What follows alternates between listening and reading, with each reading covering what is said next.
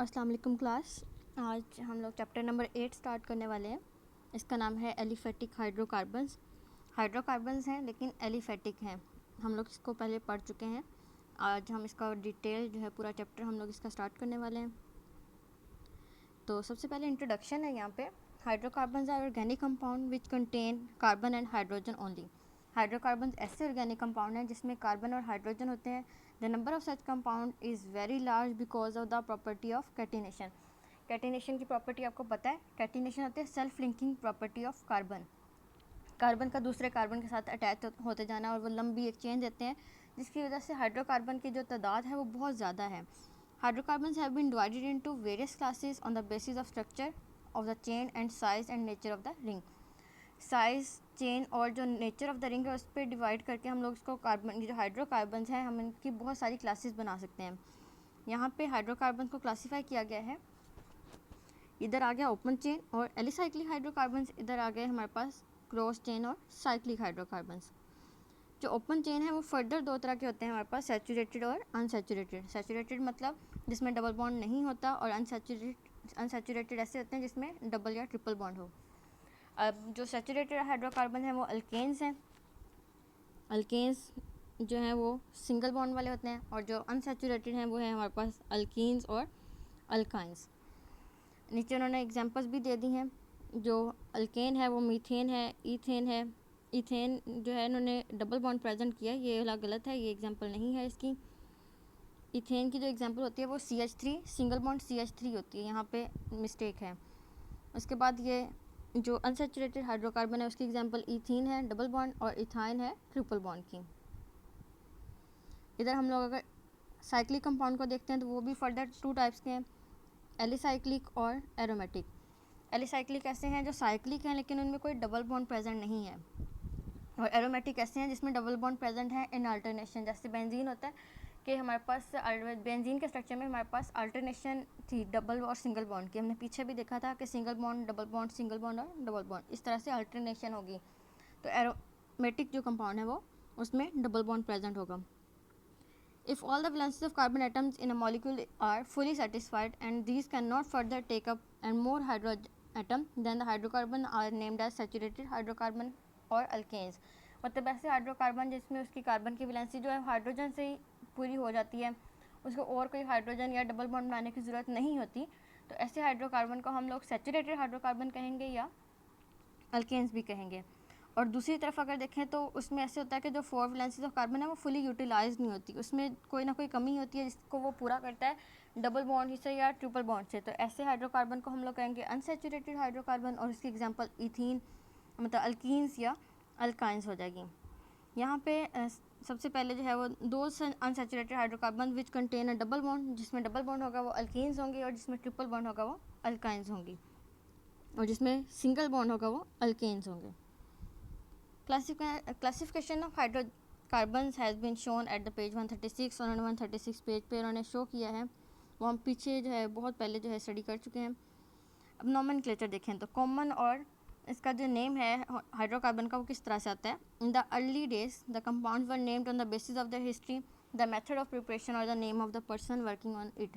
मतलब नेम ऐसे आता था कि उसकी हिस्ट्री को देखा जाता था, वो कैसे प्रिपेयर हुआ है, वो मेथड देखा जाता था, या जिस पर्सन ने इसको डिस्कवर किया था उस पर्सन के नाम से मतलब उसको नाम दे दिया जाता था।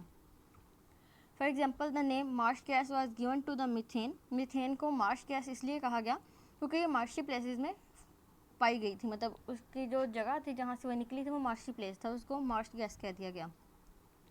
इसी तरह एसिटिक एसिड है, इसका जो नाम है वो विनीगर से आया, और विनीगर को जो हमारे पास लैटिन में इसका जो मीनिंग है उसको एसिटम से उससे कहा गया। एसिटम का मीनिंग जो होता है विनीगर होता है, एसिटम से उसको एसिटिक एसिड कह दिया। Organic compounds were named after a person, like कुछ जो ऑर्गेनिक कंपाउंड्स हैं उनको कुछ लोगों के नाम के साथ दिया गया, लाइक कौन सा है बारबीट्यूरिक एसिड है आफ्टर बारबरा। ये बारबरा एक पर्सन था जिसकी वजह से उसको बारबीट्यूरिक जो एसिड को नाम दे दिया गया। Such system have been a certain charm but is never manageable. मतलब इसमें कुछ चार्म तो है, कुछ अट्रैक्शन है, लेकिन ये एप्लीकेबल नहीं है कि हर एटम को हम लोग उसके प्लेस के हिसाब से, उसके मेथड या उसके पर्सन के नेम से उसको क्लासीफाई किया जा सके। For alkanes with 5 or more carbon atoms, or the word root is derived from the Greek or Latin numerals indicating the number of carbon atoms in a molecule, and the name is completed by adding ANE an as a suffix such as. हम लोग कोई भी नाम है हम उसके and पे ANE लगाते हैं कोई भी नाम बनाने के लिए. फॉर एग्जांपल हमारे पास 5 कार्बन एटम का कोई हाइड्रोकार्बन है तो उसका सर नेम होगा, मतलब उसका जो स्टार्टिंग नेम है वो तो पेंटेन, तो PENT, मतलब यहाँ तक तो होगा कि वो उसका पेंटा को शो करेगा कि 5 कार्बन एटम है. तो एंड पे हम ANE लगा देंगे तो पेंटेन बन जाएगा. हेक्सेन ANE लगाएंगे तो वो 6 कार्बन एटम बन जाएगा. हेप्टेन है तो 7 कार्बन एटम है. द कॉमन और trivial names are applicable to all isomers of the given molecular formula. जितने भी उसके आइसोमर्स बनेंगे उस सब पे वो वाला जो फार्मूला है वो एप्लीकेबल होगा. अब the prefix N iso neo और however to differentiate between isomers, मतलब एक कार्बन आपके पास हाइड्रोकार्बन है उसके फर्दर आइसोमर्स आ रहे हैं तो आइसोमर्स को हम नेमिंग करने के लिए किसी के साथ हम लोग एन लगा देते हैं, किसी के साथ आइसो और किसी के साथ नियो. एन जो है वो उसके साथ लगेगा जो स्ट्रेट चेन के साथ होगा. उसके बाद नियो उसके साथ लगेगा जिसके साथ में कोई ब्रांचेस लगी होंगी, एक ब्रांच लगी हुई है ऐसे कुछ. लेकिन अगर किसी के साथ 2 ब्रांचेस लगी हुई हैं और इक्वल ब्रांचेस हैं दोनों साइडों पे, जैसे हम एग्जांपल भी देखेंगे, हमने पीछे एक देख भी चुके हैं, तो उस तरह की जो एग्जांपल होगी इसके साथ हम लोग आइसोमर को साथ नियोपेंटेन लगा देंगे. नियोपेंटेन की हमने एग्जांपल पढ़ी थी पीछे, आज भी देख लेते हैं. अब यहाँ पर उन्होंने एग्जांपल दी है, ब्यूटेन है तो ये स्ट्रेट चेन है, इसमें कोई ब्रांचिंग नहीं आई तो इसका नेम है एन ब्यूटेन. यहाँ पे एक है तो ये ब्यूटेन ही ये वाला. आप कार्बन जो है वो काउंट करो 1 2 3 4, 4 कार्बन एटम है, ब्यूटेन है. लेकिन इसको आइसो का नाम क्यों दिया है, आइसो ब्यूटेन क्यों किया, क्योंकि ये एक ब्रांच बना चुका है.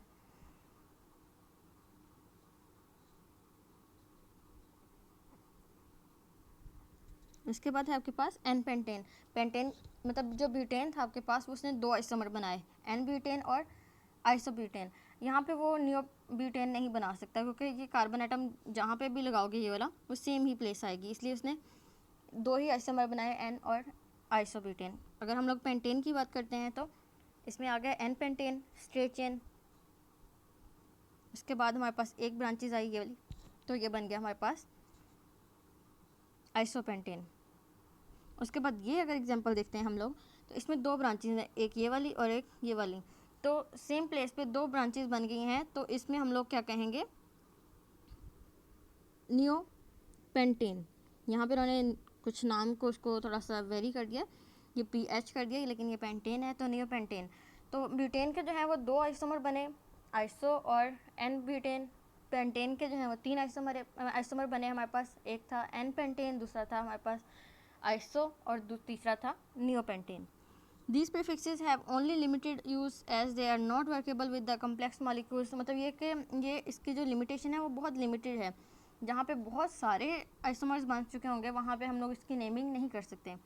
जैसे कि यहाँ पे आइसोमर्स बन तो रहे हैं लेकिन ये बहुत लिमिटेड है कि 3 बन रहे हैं 2 बन रहे हैं. Moreover, common names give only minimum information about the structure of the compound. Alkanes are similarly named by replacing the end ANE of the name of alkane by YLENE.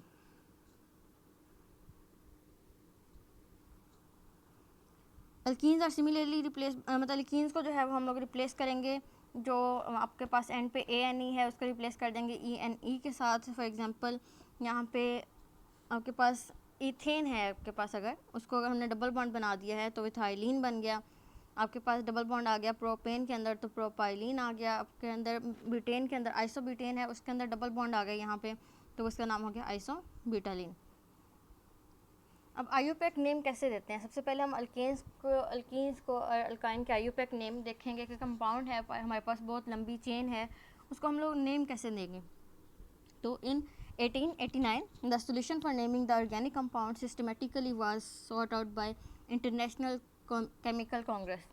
International chemical Congress थी, उसने इस problem को sort out किया.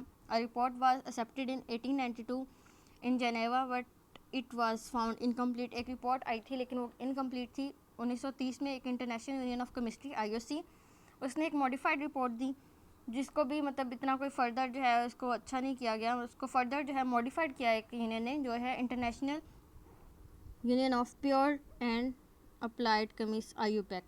इसकी short form है IUPAC और इसको है international union of pure and applied chemist.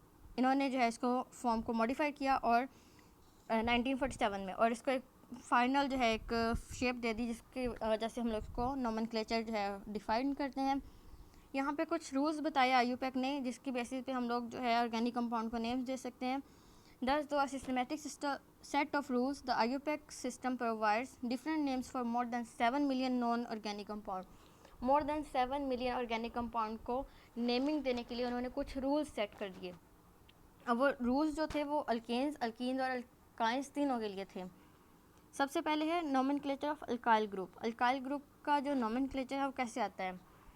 If we remove one hydrogen from the alkane, for example अगर आपके पास मीथेन है CH4, उसमें से एक हाइड्रोजन निकाल दो तो बाकी बचेगा आपके पास CH3। अब वो जो CH3 ग्रुप बचेगा वो अल्काइल ग्रुप बन चुका होगा।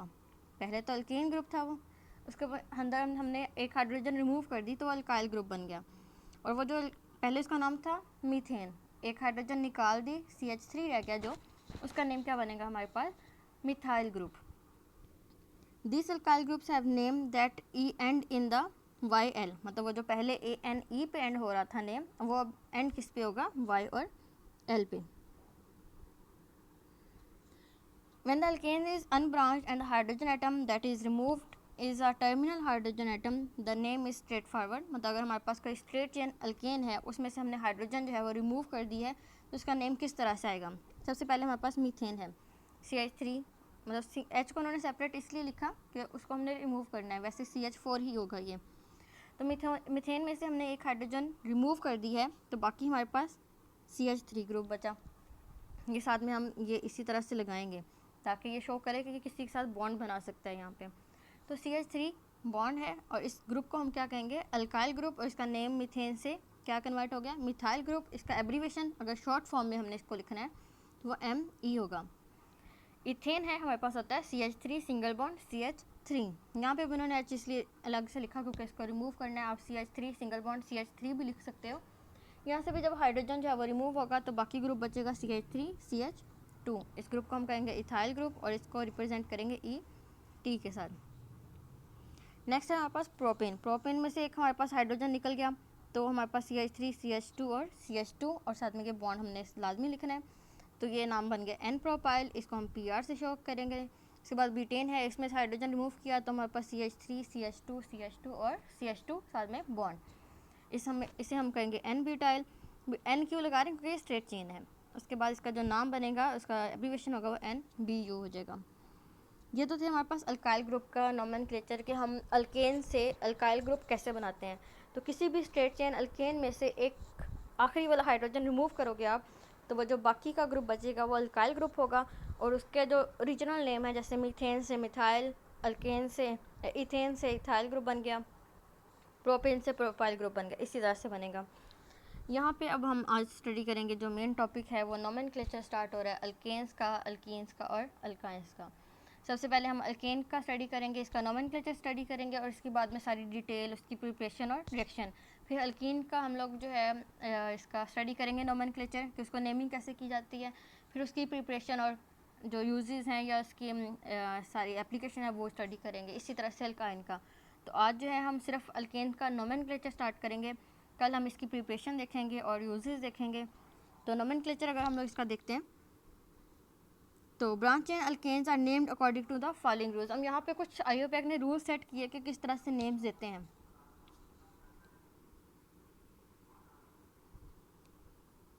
चलिए ठीक है, आज हम यहाँ पे नोमेनक्लेचर ऑफ अल्काइल ग्रुप तक रखते हैं। कल से हम इसका नोमेनक्लेचर स्टडी करेंगे अल्केन्स और अल्काइंस का, और उसके बाद फर्दर उसकी प्रिपरेशन और यूजेस देखेंगे। लेकिन आज जो है यहाँ टेबल तक आप करोगे, अल्काइल ग्रुप के टेबल तक।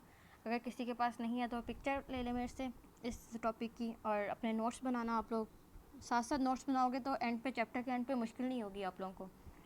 अल्लाह हाफिज़।